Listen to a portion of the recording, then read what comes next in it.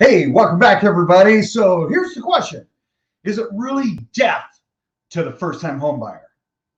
Is it really? Are we running into an issue where really no first-time home buyer is going to be able to purchase their home in the foreseeable future?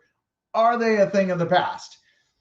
Well, that's a yes and a no, and well, it's temporary. Here's the thing. Let's talk a little bit about what the dynamics are. What are we seeing? What are the metrics that we're working with?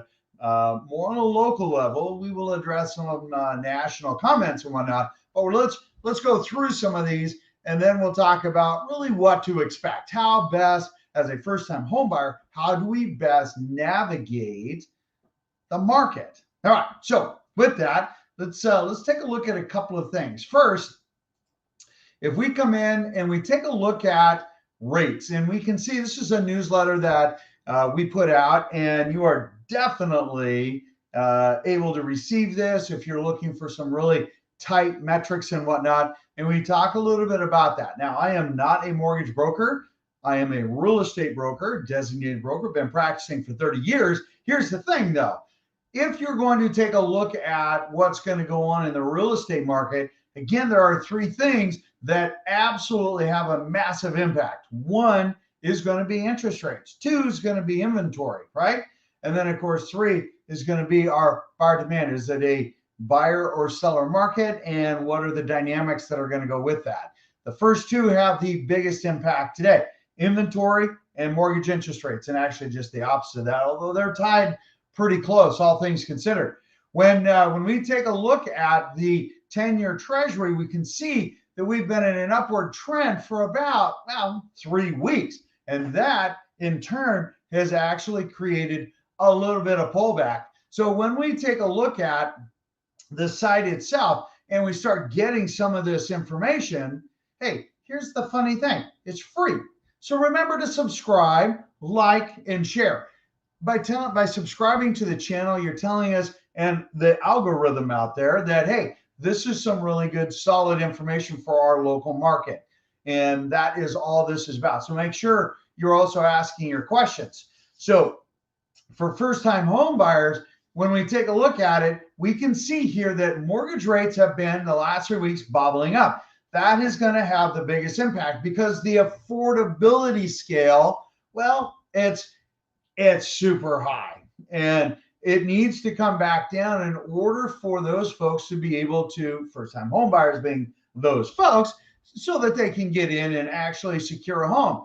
When you take a look at the fact that we've been bonking up against the 7% again, well, that's not a great thing for a lot of buyers because they're looking at last year and the year before, we were at 2.8% this time of year, or 3.7, 3.8 this time of year. And then, of course, in 2022, whoop, up it went as the Feds continued to raise rates, which the Feds don't control mortgage interest rates. They control banking, lending between each other, your credit cards, when you get a car loan, and, of course, home equity line of credit, also known as a HELOC. They affect those. Now, the Feds will affect mortgage rates. And mortgage rates are right now, without a doubt, the number one killer. In fact, when we read this, it says the decline in purchase activity was driven mainly by weaker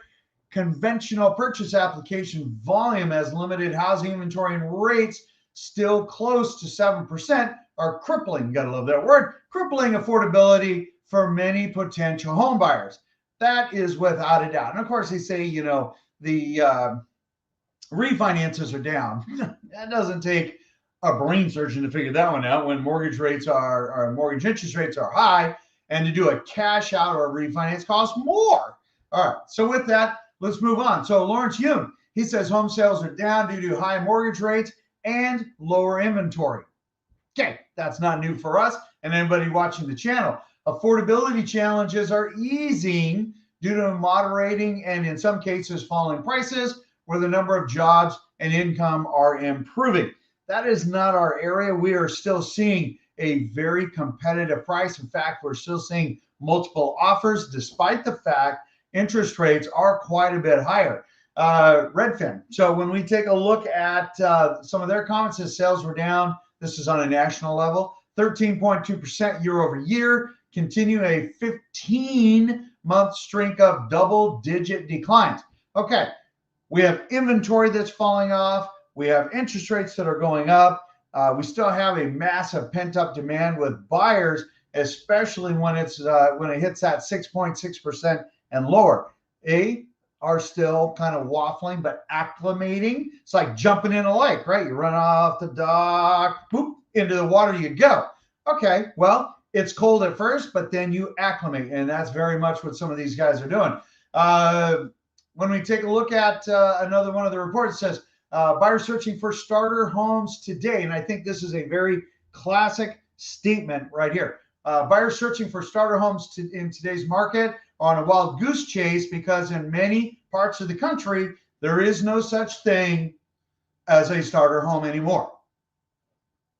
And that is very true in a lot of our areas because, excuse me, as prices continue, and they are continuing in an upward trend, even though the average sales prices come down, totally expected. Why? Well, because when interest rates go up, you can afford less, which drops down the average price of what people are buying. Everything comes down.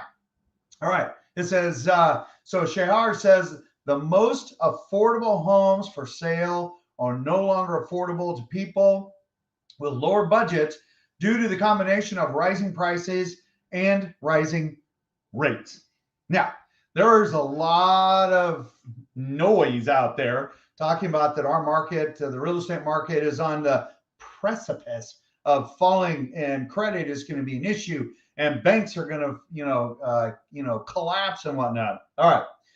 On the commercial side with banks, they are a little bit in jeopardy with some of those folks because the feds have increased rates. Yes. So that will impact those folks. Those folks that are not, that are over collateralized with loans, commercial loans that are, about to default, since there's, only $1 trillion worth of commercial portfolio loans out there that need to be refinanced and are absolutely struggling because they've enjoyed the 3.5%, 4%, 4.5%, now at 7.5, with, less amortizations. Your home has the 30-year amortization on average. Okay.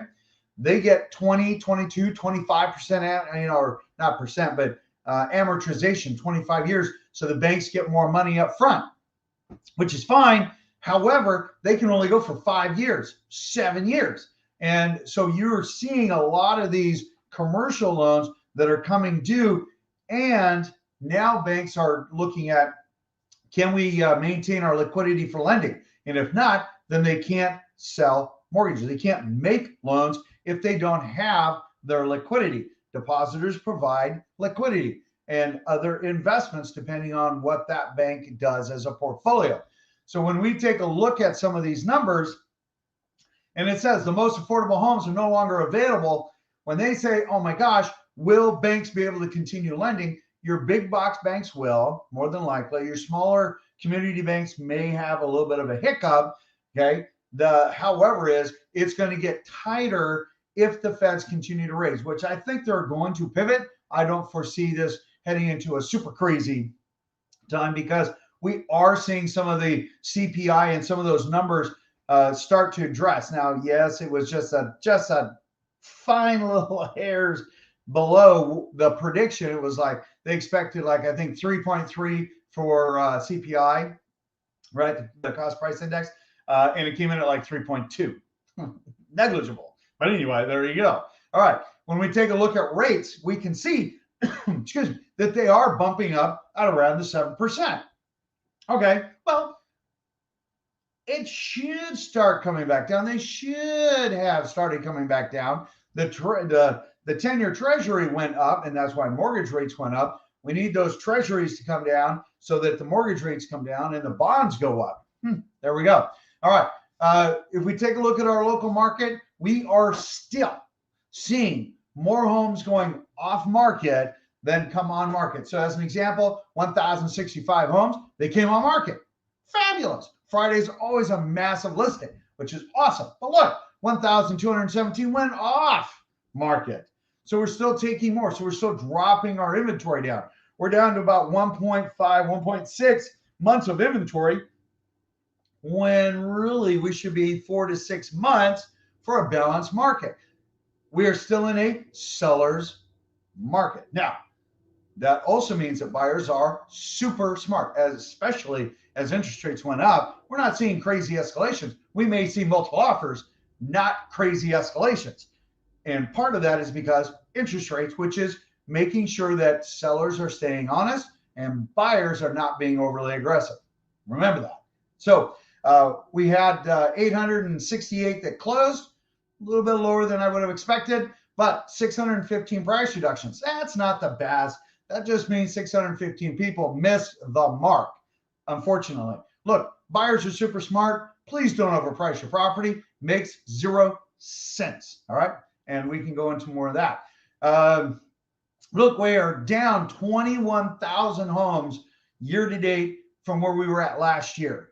21,000 homes less on market, which has a massive impact on the number of sales.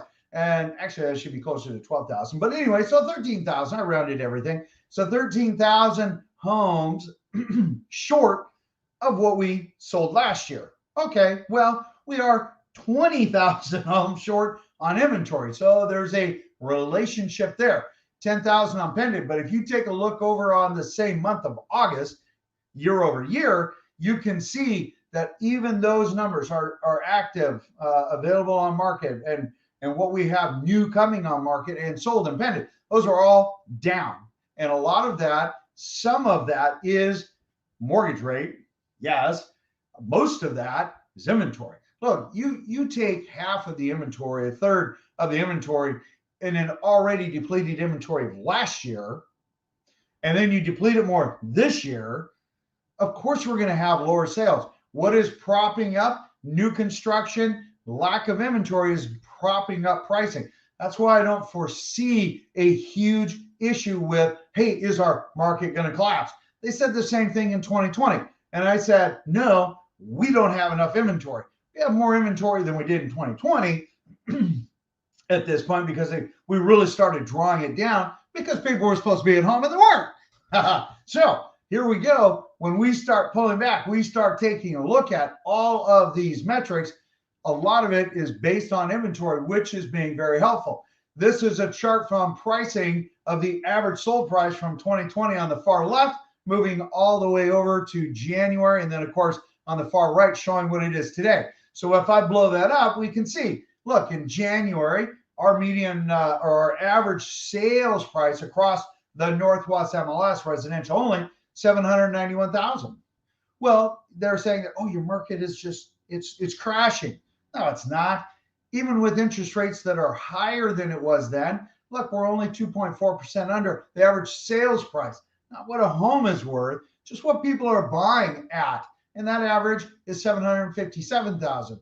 It's a nominal amount, but it is an adjustment based on interest rate, okay? Because they will buy at a lower level. Now, does that mean that our market is going to be moving forward? Yes. Does that mean that the scale of affordability is just absolutely just sucks for first-time home buyers? Absolutely. Without a doubt, they're without a doubt the hardest hit. The people trying to enter into the market, those are the ones that are suffering the most right now. There's not much we can do about that. There are some really great loan programs. Make sure you're checking with your lender because those things will help you. And there's some creative options out there. Just make sure that you're working with really good, financially astute people, and then you will be more successful. If you have questions, reach out. Remember, we love questions. We answer them within 30 minutes, except for on Sundays. And speaking of Sunday and Saturday, let's take a look at this. We got the Taste of Edmonds going on right now.